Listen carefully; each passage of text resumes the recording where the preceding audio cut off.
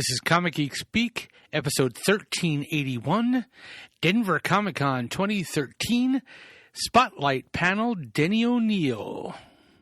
This is Jamie D. Just got back from Denver Comic-Con, and on Friday of the Comic-Con at 5 p.m., it was my great pleasure to moderate the Denny O'Neil panel.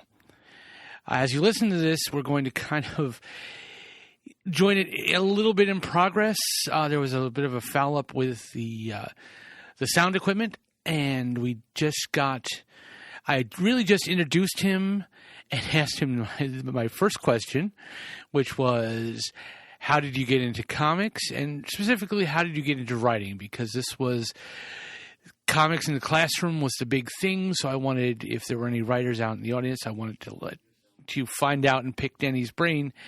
And he started out by saying that as a kid, they would trade comics and do things like that. And he found out the best way and he would tell stories to the children. And the best way to tell these stories, he found out, was by listening to the radio and kind of deconstructing what he heard in the radio for the visual storytelling. So we will join this in progress. He is speaking about the subject I just said. And it struck me that that was a much bigger influence than comics and a much better training ground, because if you're listening to radio, you have to do the visualization. Nothing is spoon-fed you. So for somebody who's going to make a living from writing for visual media, I don't think there could have been a better thing for a 6-year-old to do than every afternoon between 4 and 6 listening to Superman and Captain Midnight and Tom Mix and Captain, did I say Captain Midnight? Yeah, there were Jack Armstrong, Bobby Benson and the B-Bar-B writers. And sometimes it didn't make sense to prepare for the last course I taught at NYU. I listened to some radio shows, and yes, sometimes they don't make sense, because how could he have gotten through that door when it was established that there was no door there? Didn't they say that 2 minutes ago? Mm-hmm. And it bothers you if you're going to be a writer, and I think you make a little subconscious resolution. Well, if I ever get to tell these stories, they're not going to stick a damn door where it shouldn't be, by God. And then from there, I got interested. I was an avid comics reader, and then comics disappeared. I now know that was because of the witch hunts of the 50s. Dr. Frederick Wertham, I shouldn't mock the man, but he and a lot of editorial writers and a couple of politicians, one in particular, staged a witch hunt. And according to David Hodges' excellent book, The 10-Cent Plague, about 800 people lost their jobs overnight virtually, and most of them never regained. Comics got an instant bad reputation. Very recently, a young woman named Carol Tilley, who teaches libraries or is a librarian in Springfield, Illinois, did some research, and she found that Dr. Frederick Wertham was a New York City psychiatrist. And he wrote a book with a very seductive title called Seduction of the Innocent. That looks like it should have a chick in a poor negligee on the covers. But it blamed comics for juvenile delinquency, a relatively new phenomenon. It had nothing to do with World War II, which blew the hell out of nuclear families and caused the entire nation to have to rethink itself, or the difficulties of getting jobs or the changing economics of an entire country. It was comic books that caused these things. Even before Carol Tilley did her homework, it was possible to find a lot of fault with the book. His science was very questionable, but what Carol Tilly found out was what science there was faked. He cooked the books.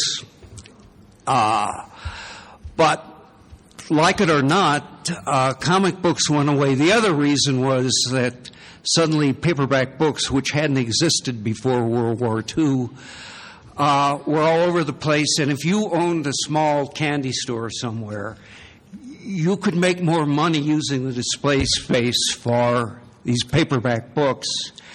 And it just made good economic sense. But even had that not been true, there were suddenly no comics to buy, to speak of. The very few companies that survived struggled with TV spin-offs and cowboy shows and funny animals. And I got interested in two things at about that point. I got interested in girls, and I got interested in acting, both of which are embodied by the cute little chick in the front row who I met when I was reading for a part in I Remember Mama, and she already had the part, and I got the gig. And she was 15 and I was 16. And then we were boyfriend and girlfriend, but dated other people because we weren't going to get too heavy. And then 4 years into it, the relationship abruptly ended like a guillotine coming down. And I didn't see her for 30 years. And because of a comic book convention, she happened to talk to one of my sister-in-laws, and she was teaching one of my nephews. And the sister-in-law knew I would be in town because of a comic book convention the next week, so she sent me a letter. And that was 22 years ago. 24? 25. Really? Jesus. It only seems like 22. Yeah. Anyway, what happened with me was I went into the United States Navy, worked on an aircraft carrier for a couple of years, and did my job in the Navy was journalist, JO3. And I got out, and I had no plans. I knew two things. I wanted to read a lot of books, and I wanted to drink a lot of booze. And I had no plans beyond that. So I substitute taught for a year, and I fell in with some dirty, filthy, commie, hippie, tree-hugging peaceniks, and got involved in civil rights and anti-war activity. By that time, I was convinced that Vietnam was a very bad idea. And so I got a job working on a tiny newspaper at the southeastern tip of Missouri called the Southeastern Missourian, catchy. And suddenly I was seeing comic books again. Cape Girardeau was the town. It was 110 miles from St. Louis. Not too tough a drive, and I had a girlfriend in St. Louis. Not you. You were already married. I'm sorry. She married an engineer.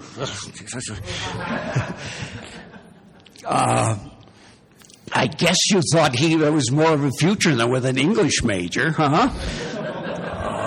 You were a hippie tree hugger, so that's... Yeah, exactly. And I will be so charitable as to not say what happened to the engineer.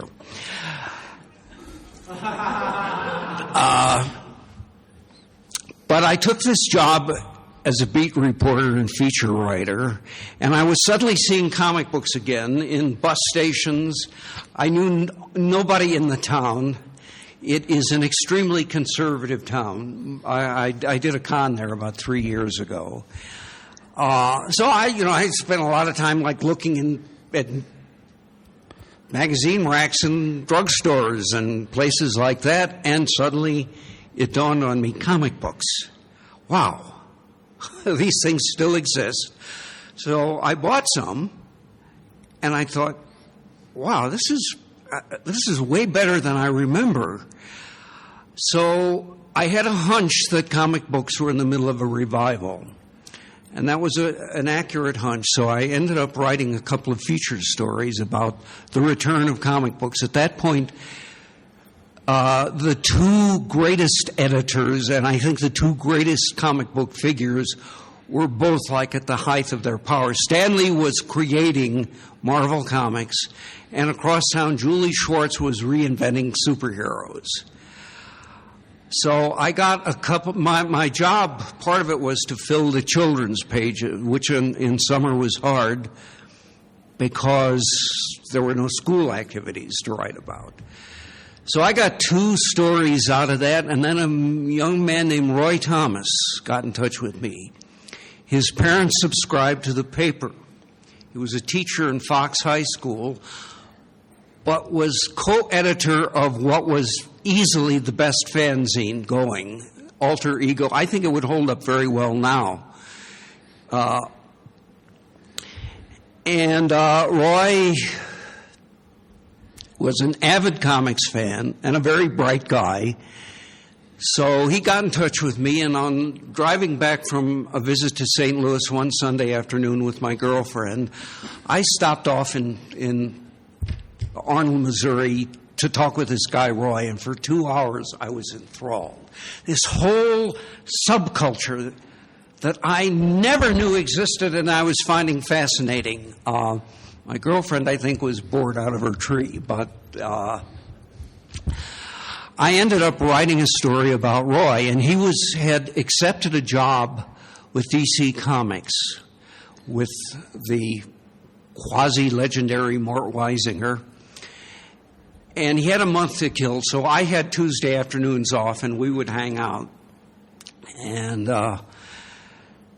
Roy went to New York.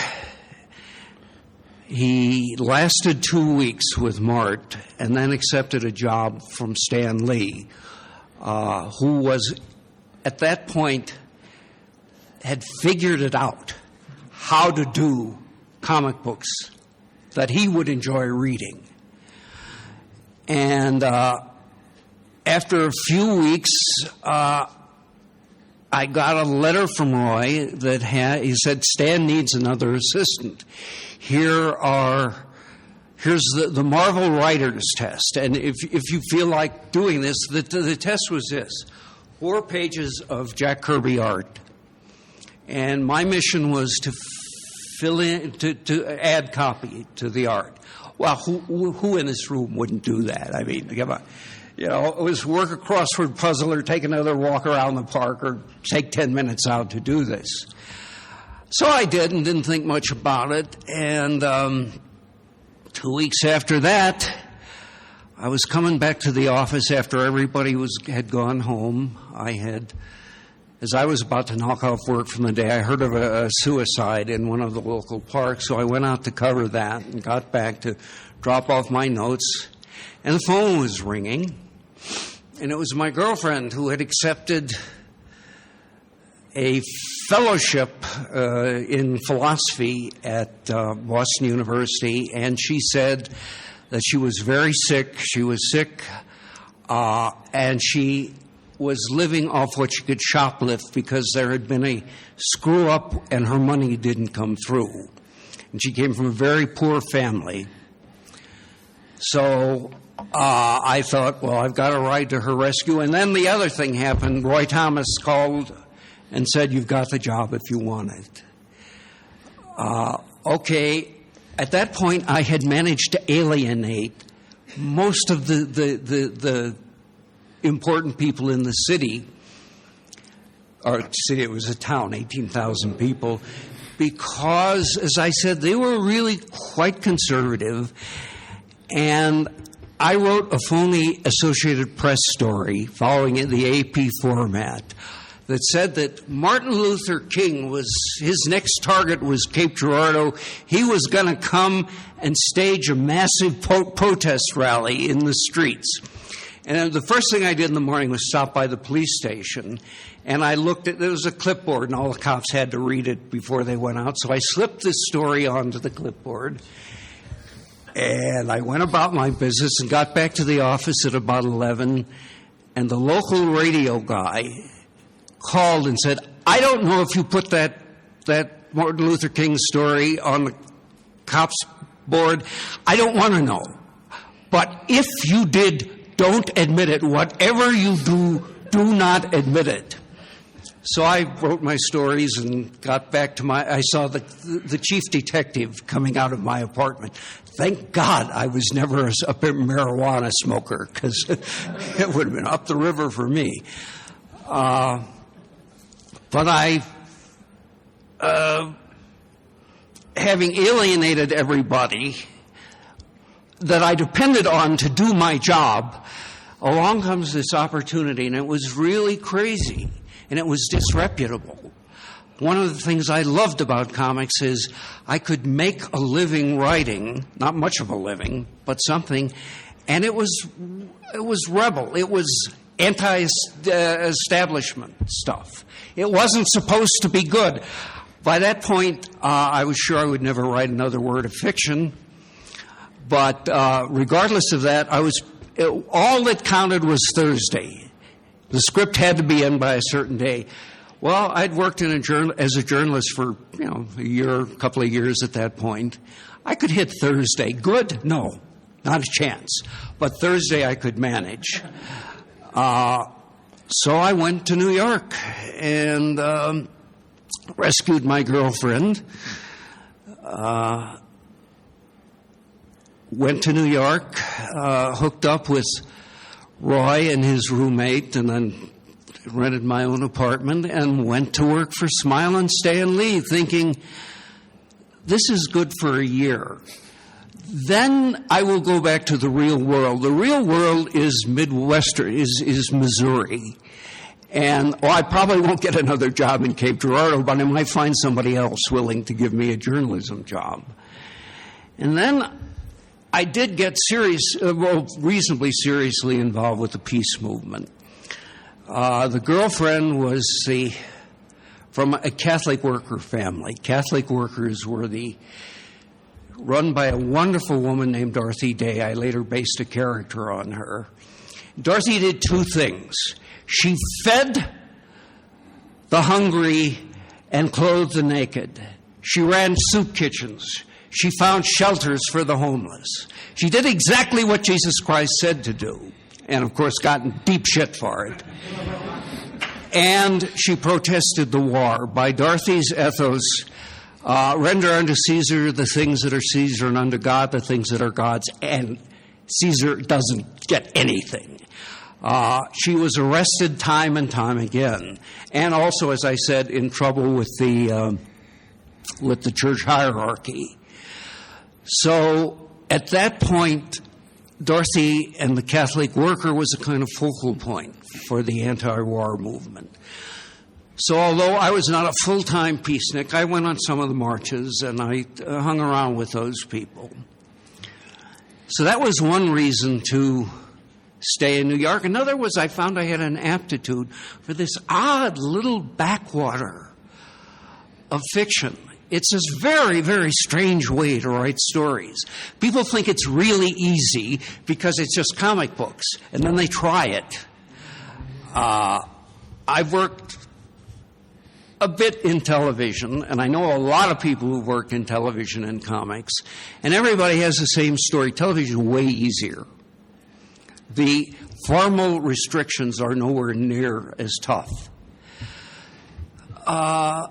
And then my life got very interesting because after about 5 years of learning the trade, getting your toolkit together, at the end of the day, all of this stuff is a job.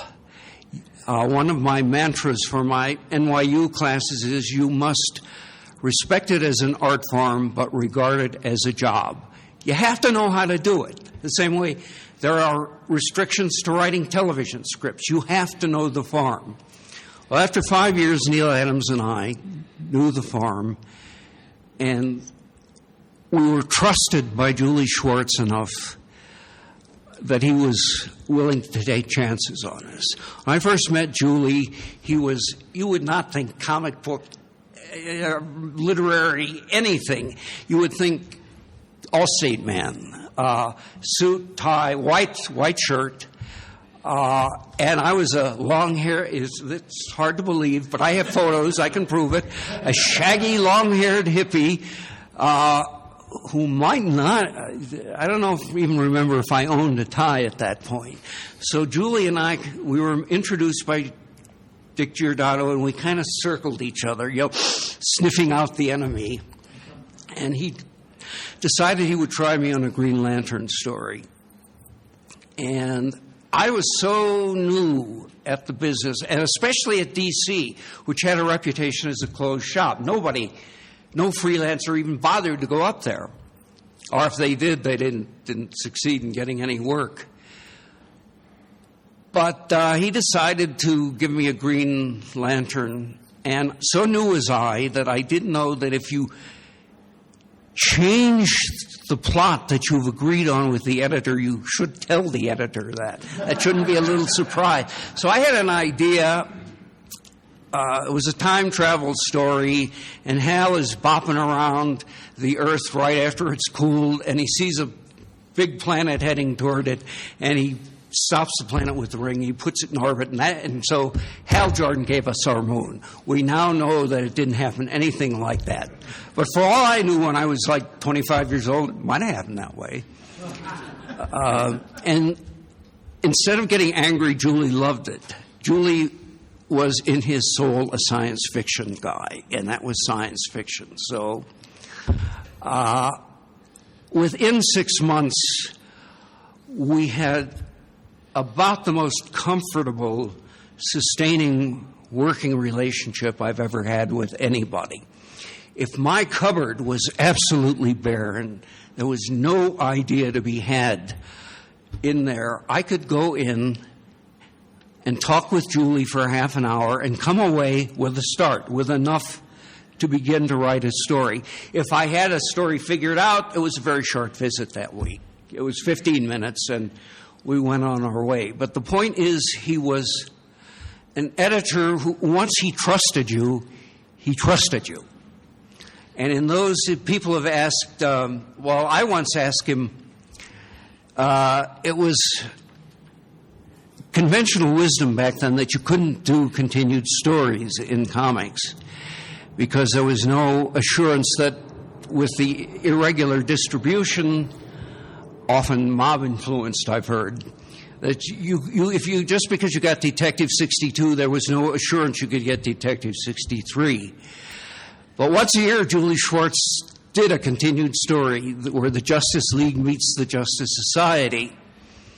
After he retired, and I would see him once a week just to talk, and I asked him how he managed that. And he said there was no reason to ask anybody. He didn't ask, and nobody ever said anything about it. Well, Julie and Neil and I got kind of famous-ish. Well, we were after a while, more recognizable than the average comic book guy who was totally unrecognizable. And we got to there was a book called Green Lantern that was floundering. And Neil Adams and I were the flavor of the week. Also, as I said, we'd been doing it long enough to know how to do a comic book. So I had, for Julie, done an earlier story themed on the environment based on that river in Ohio that caught fire. And before that, when I was working for Dick Giordano at Charlton Comics, I had done one called Children of Doom that was an anti-war story. So Julie said, avuncular, what have you got, my boy? And what I had was, why don't I try and combine the two halves of my life? I was doing the peacenik thing, and I was writing comic books. I am not a fiery young leader. I could not go to the streets and galvanize the youth to march against the corrupt capitalist and political werewolves. Yeah, that's a good thing for politicians. But I had access to comic books. So that's what I suggested. And I wrote Green Lantern 76, thinking that Gil Kane would do the art because he was the normal, usual Green Lantern guy. But it was given to Neil. We had worked together, but irregularly. And he did a magnificent job. The last 3 panels of the first third of the story, I think, if they're not comic book immortals, they should be. He got that guy's face so perfectly that you understood the guy's torment and why he was really seriously angry at Green Lantern. I think that then all of a sudden it was comic books, this kiddie stuff, tackling serious problems in a serious way. And the first interview I gave was from the Village Voice, which was a radical Greenwich Village newspaper. It was started by Dan Fancher and a guy named Wolf and Norman Mailer. It was a radical newspaper. And they called, and they had somebody at D.C. The story appeared. It did not mention Julius Schwartz, Neil Adams, or me. It mentioned somebody who was a big executive who had nothing to do with it. I think what happened was these guys didn't read comic books. The guys in the big carpeted offices, they were kind of disdainful. They were always willing to brag that I edited Superman. But I don't think Julie bothered or saw any need to tell them that we were going to do this. It was a comic book. I was getting the same $15 a page for writing that I got for writing Super Friends. But we did get a huge amount of notice. And the Village Voice piece didn't mention us, but suddenly Neil and I found ourselves going to universities or colleges and doing radio shows and the stuff that now is absolutely normal for comic book people to do. But back then, my first mother-in-law would not tell people that I did comics. I had written during a kind of lean summer when we were living in, a place where there were either a lot of junkies or a lot of diabetics because there were a lot of needles around.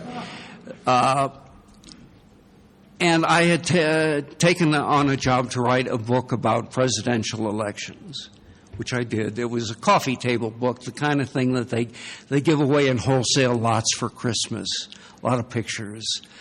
But my first mother-in-law said, when asked about what I did for a living, she mentioned that book, like the $75 a week that I got, like something like $1,000 for writing that book. Yeah, that carried us through the year. By that time, we had a baby and a non-working life. We were disreputable, even then. And I have completely lost my train. Ask me a question, sir. Well, I didn't want to interrupt you. You were on a roll. Does anybody have any questions? First of all, I do want to ask if you want to come up to the microphone and God, please. For 30 minutes? Well, I can see you were on a roll. Whoever, just right here. Whoever, come up to the microphone. They won't. Also, I should warn you. I'm 74 years old, you damn little punks, and I'm a little hard of hearing, so talk up, damn yous! This is my first time to meet with Denny O'Neil, the legend behind getting Batman back its darker edge and creating the legendary Ra's al Ghul. Tell me, do you enjoy working with Batman more than Green Lantern or Green Arrow? Did you enjoy Batman more than Green Lantern or Green Arrow, just so you could hear him? He did speak up. Okay. And God bless you, lad. Good. It's apples and oranges. I liked doing both of them because Green Lantern and Green Arrow had an agenda. Recently, when I did a panel with Neil, he said, well, they were about real-life problems that Denny was concerned about. And, yeah, that's true. they were my story ideas. Neil contributed a lot sometimes. But there was an attempt to say something. Batman was pure storytelling, and that's a wonderful thing to be able to do. It's one of the deepest instincts we have, is to tell stories. And with doing Batman, all I worried about was making this as good a story as I am capable of doing, like right now in these circumstances. I had problems with Superman, and I walked after a year. What about Wonder Woman? Oh, the less said about Wonder Woman, the better. It looked like a good idea at the time. I will always be grateful to Gloria Steinem because she wrote about my Wonder Woman in Ms. Magazine, scorchingly, and she was right, but she did not mention my name. It was... I thought I was serving the cause of feminism, and I was blind. Here, I think, is the deal. I was pretty lefty at the time, but I was also a butcher's kid, blue-collar, Catholic background from North St. Louis.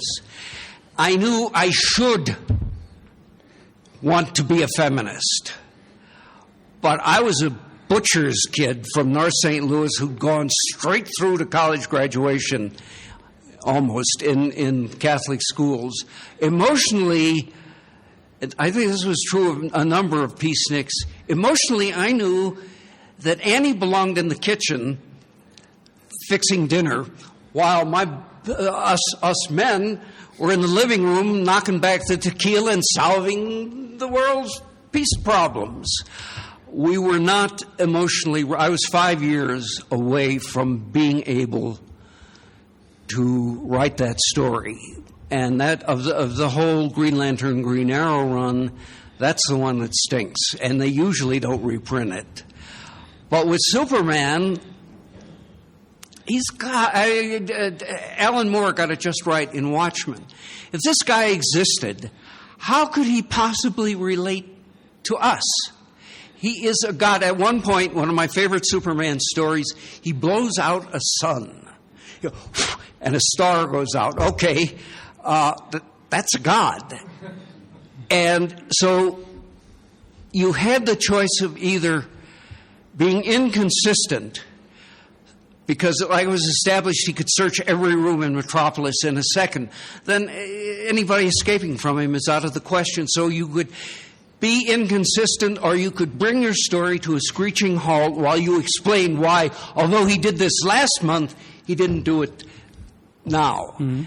Either way, it's really crappy fiction writing technique.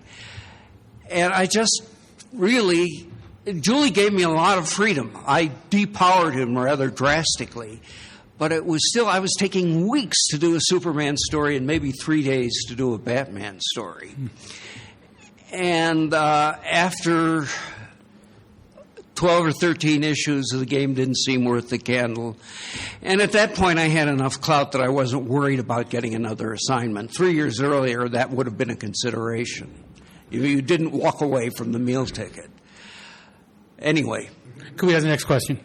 Thank you. You're welcome. I also thought your work on Batman was some of the best writing that book's ever seen. I was wondering if you could talk a little bit about Arkham Hospital. I'm not here. Okay, he's interested in... He loved your Batman, and he's interested... How did Arkham Hospital come into being for the Batman villains? Arkham Asylum. I had nothing to do with it. Jack C. Harris and I were, I think, having lunch. Jack was, at the time, a junior editor at D.C., and he came up with, he had been an aficionado of H.P. Lovecraft, and he came up with, why don't we call the loony bin Arkham Asylum?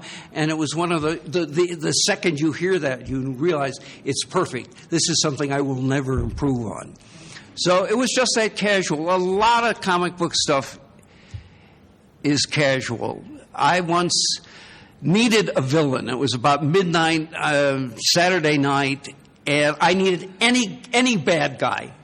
It was for a 15-page story, and I looked around the room, and it was a little tiny office on 14th Street, and I saw nothing to inspire me in the room.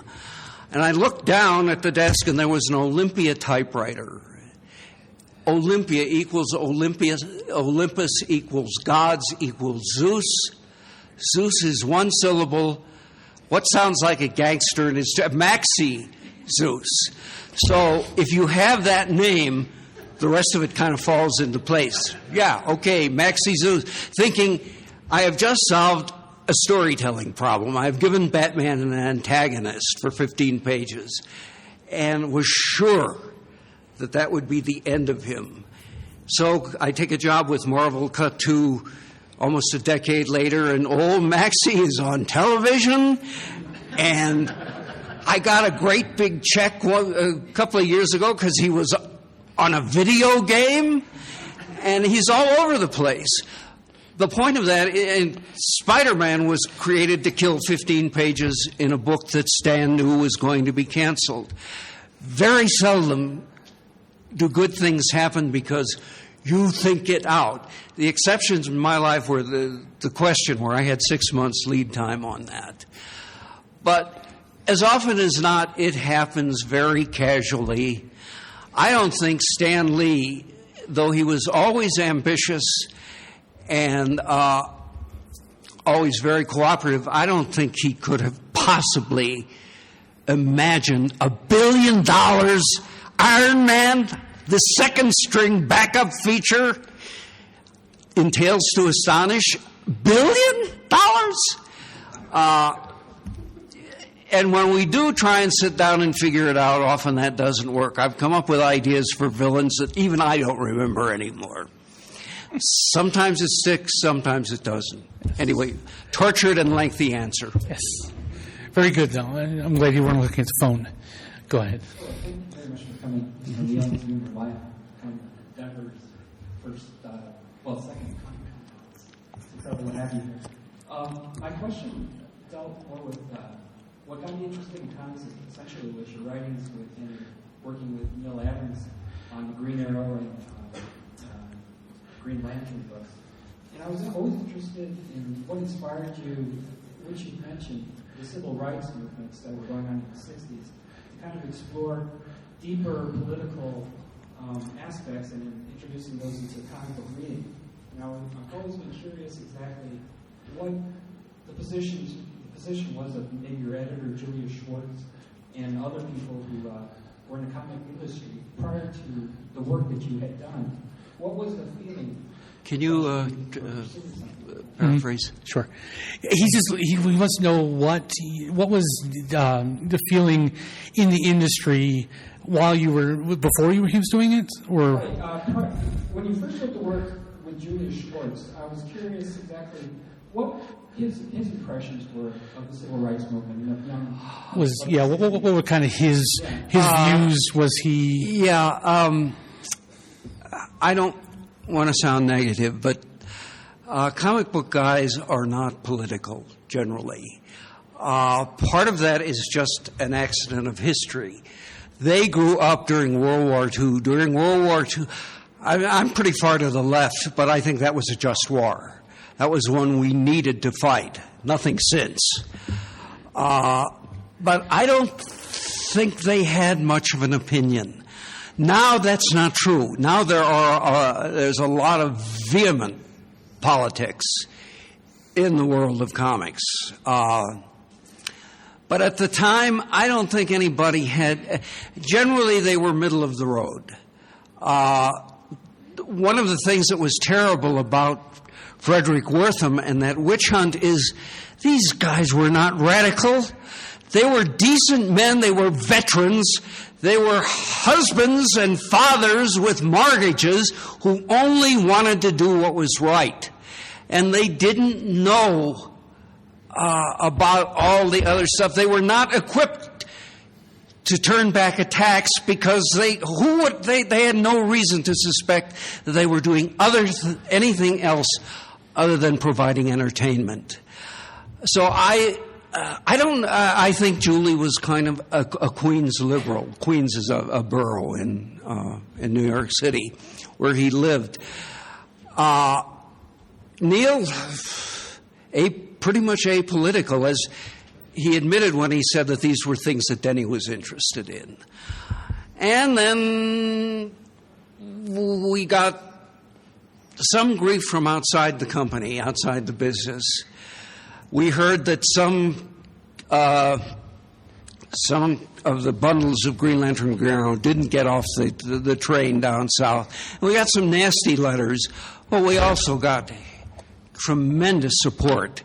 And what really drove it home, even for the guys in the big offices who may have had reservations about this, is John V. Lindsay, who was mayor of the city of New York, offered to do a text page for us. Wow. And did. And so that conferred ultimate respectability on us. And we went about our business until after 14 issues we didn't. I just got the high sign because I'd like to try to get the rest of the, if I could. So, thank you. Thank you for coming today, sir, and I wanted to thank you for your work. You're absolutely right about those 3 panels that you mentioned. That sequence, what have you done for the Blackskins, is in my dissertation, and we still use that every chance we get today. I wanted to ask if you could talk a little bit about the question. What you wanted to do with that book. I seem to remember that it had a connection to St. Louis, current events in St. Louis. Okay. I'm going to blow all the preconceptions about evil capitalists out of the water. I got hired to do Batman primarily. And walking back from dinner with Paul Levitz, who was vice president and the guy in charge of the money end of it, walking back, he said, are you going to write something for us? It had been 6 months. It was also interesting to see that I need to write for things other than money. I was missing it after 6 months. But I said, yeah, okay, what do you have in mind? And he said, well, we have 2 characters that we've licensed. One was Captain Atom, who was a Superman clone, and one was The Question. And I said, well, do you have any, what should I do with this?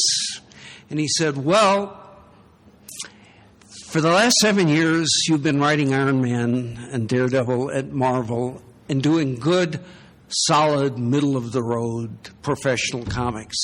Before that, you pushed the envelope. Why don't you not worry about profits? Why don't you just write a comic book that you feel like writing?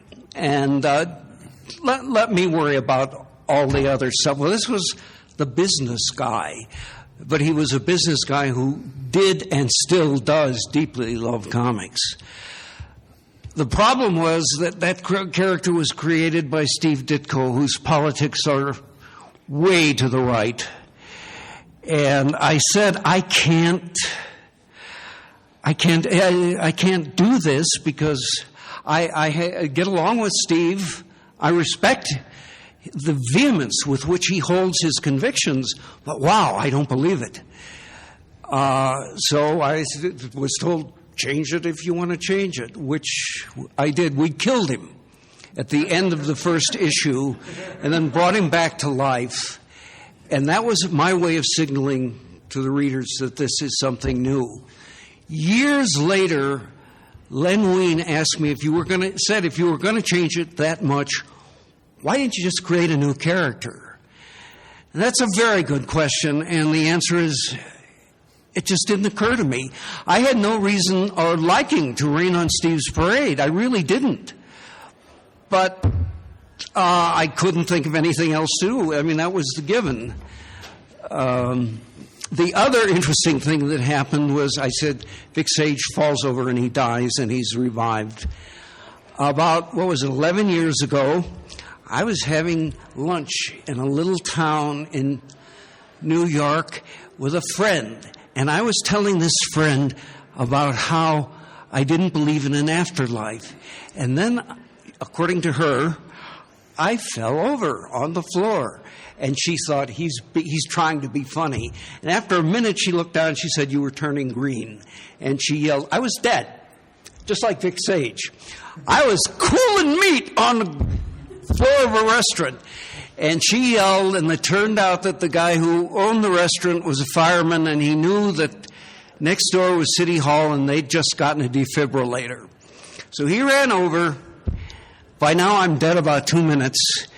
And he cut off my vest, and on the third try, they got my heart beating. So years later, when we were I was in the middle of writing the last Azrael stories, and we were going to kill him. Mike Carlin was the editor, and I died, and I had surgery, and I had all this medical rigmarole, and in the middle of that, Mike Carlin called Mary Fran and said, tell Denny he doesn't have to kill Ezra. That might be hitting a little too close for him right now. Well, we are certainly glad that you are still with us. I'm sorry I can't get to the last one. We have one more question. Well, I've been given the high sign, so... So right, well, I do... I just want to thank... my watch is off. What time? What time is it? I have 5:51, and we were supposed to be done a minute ago. And I have 5:49. So I am sorry I couldn't get to that question, but I do want to thank Mr. Denny O'Neil for taking the time to enlightening us.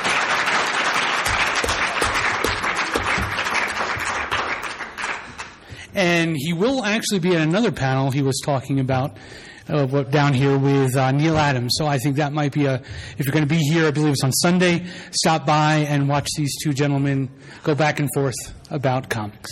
We are so nice to each other. Yes, you are. These days.